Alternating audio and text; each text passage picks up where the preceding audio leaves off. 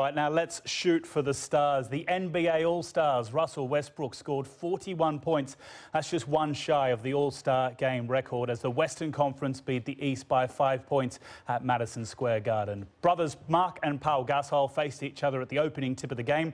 Jeremy Betts watched the action for us. Set to go. With Madison Square Gardens packed to the rafters, it was Pau Gasol who made the headlines 2.5 minutes into the game, with this block on the West's Klay Thompson, leaving the famous faces in the crowd delighted. His brother, Marc, not to be outdone, jogged through a minute later and finished with a dunk for the West. The first quarter finished with a flourish. Kevin Durant found his Thunder teammate Russell Westbrook down court. Westbrook went in, beat the buzzer, and put the West up. Dirk Nowitzki was on target in the second, and his side headed into the intermission with a 1-point lead. You have to love this. He throws it up. Dirk said, I'll get it. It's the All-Star game. The third was back and forth. LeBron James delighted the crowd to put the East up by 2. James ended with a team-high 30 points. And it was all square with just 4 minutes left before the West scored again to take control of the game. Westbrook with this three-pointer handing victory to the West, and Westbrook the MVP. Jeremy Betts, BBC News.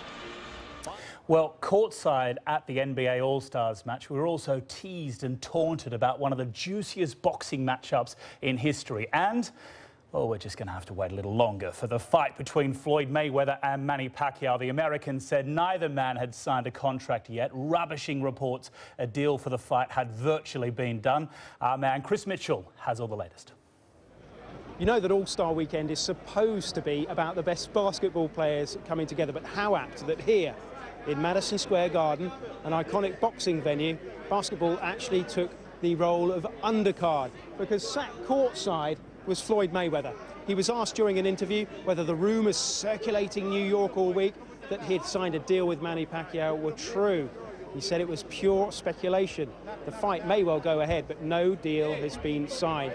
It means that boxing fans will have to wait, and funnily enough, the fight not being on was all the talk in the locker room after the All-Star game. See it happen?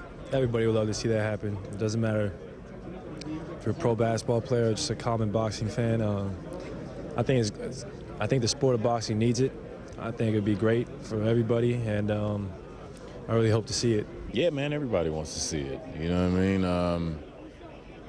Yeah, we're excited. But, you know, I know how difficult it is. You know, things can get complicated with all those contracts and fights. You know, I'm not a boxer, I'm not a fighter, so I probably don't or couldn't even understand, you know, what they're going through to make that deal happen. But I'm hoping they finish it.